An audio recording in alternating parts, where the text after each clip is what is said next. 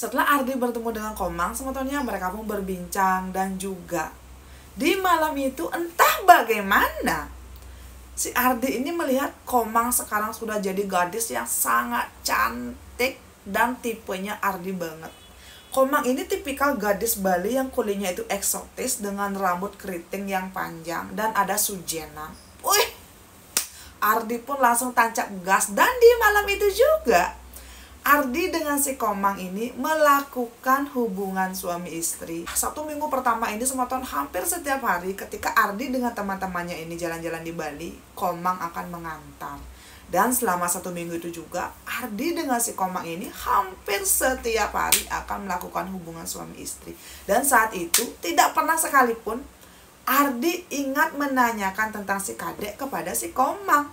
Karena menurut Ardi tuh si Kadek ini kan berasal dari Buleleng dan si Komang ini berasal dari Denpasar. Jadi kayaknya mereka tuh tidak saling berhubungan gitu loh. Temannya Ardi ini akan pulang duluan dan Ardi pun masih sendirian di Bali. Dan di malam-malam itu Ardi mengajak si Komang ini untuk menginap di vilanya yang ada di Ubud. Nah ketika itu sebetulnya tiba-tiba si Komang ini nyeletuk. Dia cerita kalau dia ini dengan si Kadek masih berhubungan. Saat Ardi mendengar namanya si Kadek tiba-tiba deg. Dia kok merasa kayak ada suatu gitu loh, kayak ada yang menohok. Nah, si Komang ini bilang setelah kepergiannya si Ardi, dia ini dengan si Kadek tidak pernah berhubungan sama sekali. Dan rencananya besok Komang dengan si Kadek akan bertemu di salah satu tempat makan yang ada di daerah Ubud. Karena inilah Ardi pun mengajak Komang untuk bertemu dengan si Kadek. Dan Kadek pun kayak oke gitu loh. Nah besoknya semua tahun entah bagaimana, beberapa jam sebelum si Ardi ini berangkat dengan si Komang, dia tuh merasa kayak deg-deg ser, kayak nervous, kita meju, kita ngencet, kita ngencit. Pokoknya juga galau semua tahun. Tiba di tempat makan, dari jauh dia tuh kayak deg menunggu si Kadek ini kayak gimana ya sekarang si Kadek, apakah dia makin cantik atau mungkin dia sudah menikah. Tapi si Ardi ini tidak berani menanyakan hal ini kepada si Komang. Sekitar 15 menit berlalu, dia pun mendengar langkah kaki seseorang yang berjalan mendekati dia. Engken keadaan unduknya semua tau. Jantungnya Ardi ini serasa mau loncat keluar. Dia pun menoleh ke belakang dan ternyata itu benar Kadek. Kadek sekarang ya cantik sekali, kulitnya putih bersih dengan rambut lurus hitamnya. Dan menurut si Ardi, Kadek tidak berubah sama sekali. Dia itu tetap menjadi Kadek yang cantik, gadis Bali, tapi kecantikannya itu kayak kecantikan alami gitu loh semua. Nah saat itu engken keadaan unduke ya, Ardi melihat si Kadek ini datang dengan seorang lelaki yang dikenalkan adalah pacarnya si Kadek. Dan ternyata Kadek baru berpacaran selama 2 bulan. Ketika itu Kadek sangat kaget melihat kedatangan Ardi di sana. Tapi mereka tuh kayak diem-dieman gitu loh sebentar. Nah setelah mereka makan ini ya, si Ardi pun mengajak Kadek untuk bertemu besok. Dan Kadek pun kayak pertama tuh kayak menolak. Nah singkat cerita semua tahun besoknya Ardi dengan si Kadek pun bertemu. Karena Ardi ini sudah berusaha sekali merayu si Kadek karena ingin menanyakan sesuatu. Saat mereka bertemu ini, Kadek tuh bertanya, kamu kemana kok menghilang gitu loh. Ardi pun tidak menjelaskan apapun. Dia tuh merasa kayak kok dia tuh kayak mulai jatuh cinta dari kemarin saat pertama kali bertemu dengan si Kadek di restoran. Dan Ardi pun kayak kok gini. Nah waktu itu Ardi setiap dekat dengan si Kadek, dia seperti mencium bau amis. Dan bau amis ini gimana aja seperti bau darah yang baru keluar dari badan seseorang. Ardi pun kan kayak tidak enak dong menanyakan ini. Tapi semakin lama si Ardi ini duduk dengan si Kadek, dia semakin tidak tahan dengan baunya si Kadek. Dan sampai Ardi pun muntah ke toilet. Ketika itu Ardi bingung banget, kenapa kok si Kadek mengeluarkan bau amis.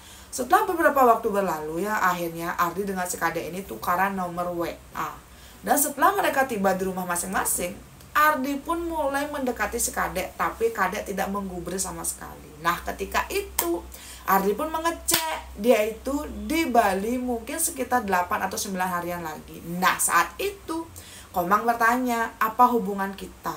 Kita sudah sangat sering menghabiskan waktu di kasur. Dan apakah kamu tidak mau menembak saya gitu. Ardi pun bilang, Loh, saya kan tidak pernah bilang suka sama kamu, dan kamu yang datang sendiri ke kasur saya. Jadi kenapa kok kamu malah ingin menuntut status? Nah, ternyata si Komang ini baper. Dia tuh berpikir sepertinya Ardi ini suka sama dia. Tapi mungkin karena Ardi terlalu malu, makanya Komang lah yang duluan menunjukkan isi hatinya. Ketika itu tiba-tiba Komang berkata kasar. Dia tuh kayak mencaci maki si Ardi. Kenapa kok Ardi bersikap seperti ini? Tapi dengan tegas. Si Ardi bilang kalau dia tidak suka dengan Komang, dan Komang pun pulang. Di malam itu Ardi tuh kayak berpikir, ada apa ini? Yang menemani Ardi beberapa hari di Bali itu kan adalah si Komang. Tapi kenapa kok Ardi malah terus saja kepikiran dengan si Kadek? Dan saat itu juga sebetulnya tiba-tiba Ardi mendengar di kamar mandi kamarnya ada suara orang yang sedang mandi. Saat Ardi membuka pintu kamar mandi, tidak ada apapun. Dan Ardi melihat di kamar mandi ada celana dalamnya si Komang yang masih tertinggal. Nah, Ardi pun berpikir, oh ya sudahlah, biar besok dibersihkan oleh cleaning service, karena dia tuh tidak mau ambil pusing gitu loh. Di malam itu Ardi pun tidur. Di saat itu semeton, entah Ardi ini berhayal atau nyata ya, dia juga bingung banget, tidak tahu gitu. Dia kok seperti merasa badannya ini seperti dipegang oleh seorang wanita yang tinggi besar, yang lidahnya itu keluar dan menjilati kakinya si Ardi. Badannya Ardi tidak bisa digerakkan sama sekali. Dan saat itu si wanita ini tertawa cekikikan sambil meremas badannya si Ardi. Ardi pun berdoa semeton menurut kepercayaannya. Dan ketika Ardi terbangun, ternyata itu sudah jam 10 pagi. Di hari itu Ardi ada rencana untuk ketemu dengan si Kadek. Saat Ardi ini bertemu dengan si Kadek di sebuah tempat makan, Ardi kembali mencium bau amis dari badannya si Kadek. Dan bukan dari badannya si Kadek saja semeton. Hampir semua wanita yang berpapasan dengan si Ardi, ketika Ardi ini entah makan atau mungkin sekedar jalan-jalan dengan si Kadek, dia mencium bau darah yang sangat amis. Tapi cuma pada seorang perempuan gitu loh. Tapi kalau Ardi ini bertemu atau berpapasan dengan seorang lelaki, dia tidak pernah mencium bau seperti itu. Ardi pun bingung banget. Di saat itu ya sebetulnya Ardi sadar kalau ternyata dia sebenarnya sudah jatuh cinta kepada si Kadek. Cuma Ardi ini kayak terlambat menyadari.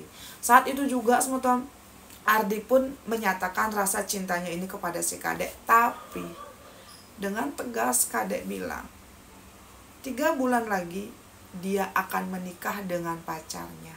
Karena ternyata Kadek sudah hamil 1 bulan.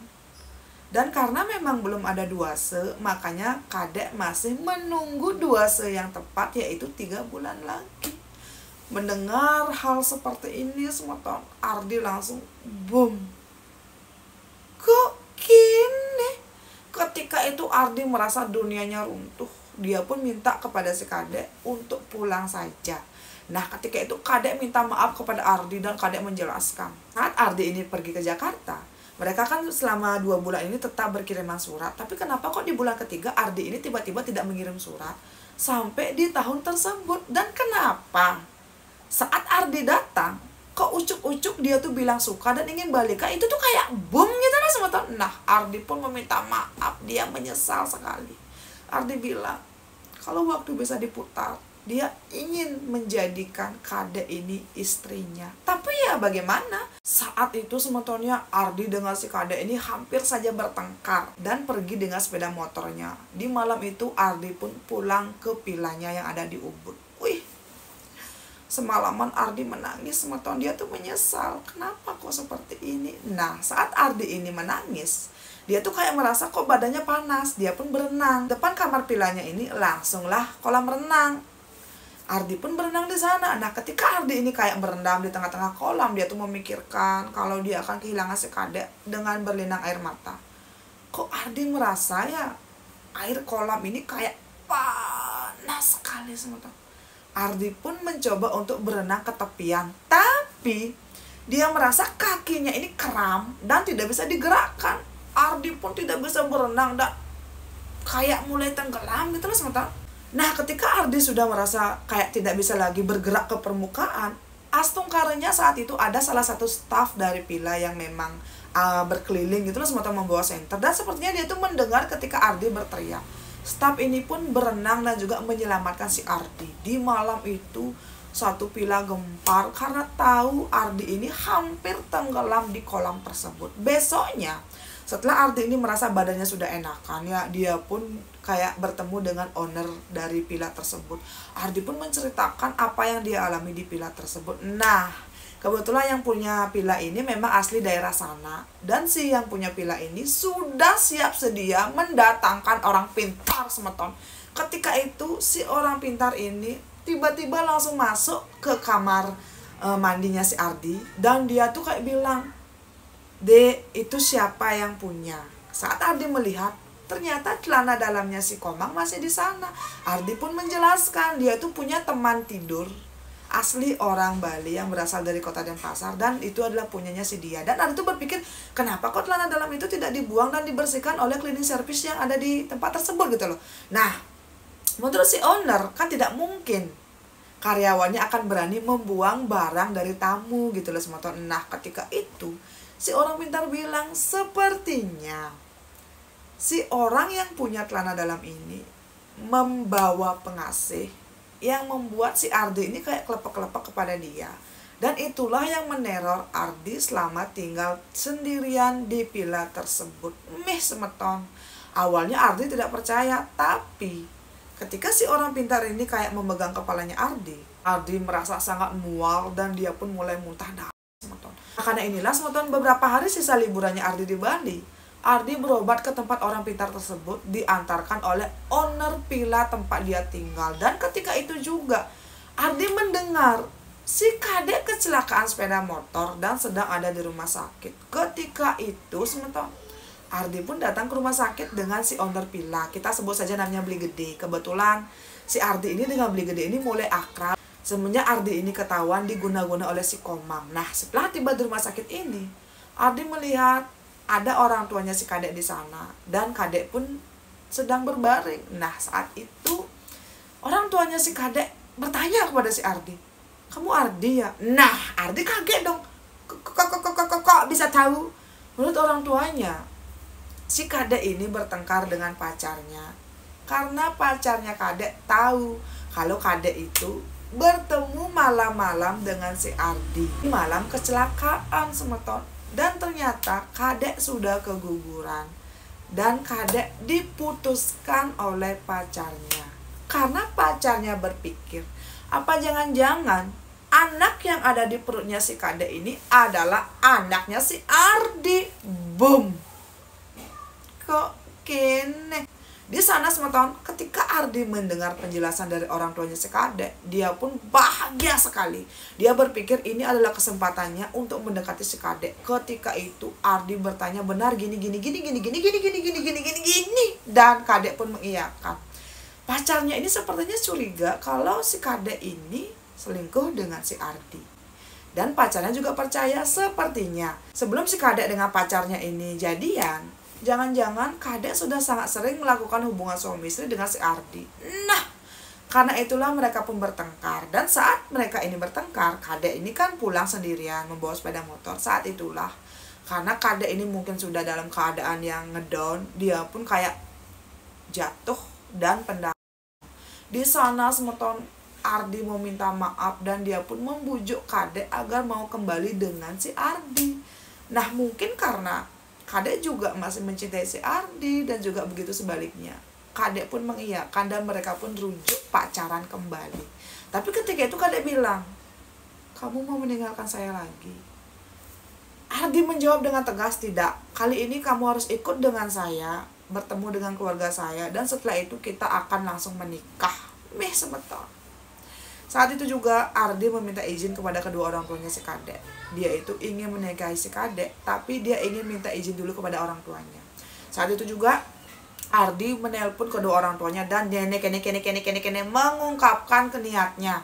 Nah, saat itu orang tuanya Ardi senang sekali mendengar putranya ini akan menikah dengan cinta pertamanya. Dan ternyata juga dulu Ardi itu ketika berpisah dengan si Kadek, dia sempat bercerita kepada orang tuanya punya pacar gadis Bali. Dan orang tuanya ini kayak suka sekali dengan Bali gitu loh semua tahun. Orang tuanya ini kayak sering sekali liburan ke Bali, dan memang coba ya kalau kita punya mantu orang Bali gimana, dan akhirnya tercapai gitu loh. Nah, saat orang tuanya Ardi dengan orang tuanya Kadek sudah sepakat, Ardi pun kayak berpikir, oh ya 3 hari lagi kita terbang menemui kedua orang tua saya. Tapi 3 hari pertama ini sebetulnya Ardi dengan Kadek merasakan teror yang sangat hebat. Setiap malam mereka ini merasa panas sekali dan tidak bisa tidur. Kebetulan waktu itu Ardi memang tinggal di rumahnya si Kadek di daerah Beleleng, karena biar bagaimanapun mereka kan akan menikah. Dan waktu itu juga Ardi ini dibawa berobat ke tempat orang pintar oleh orang tuanya si Kadek. Dan saat itu semetok si orang pintar bilang, sepertinya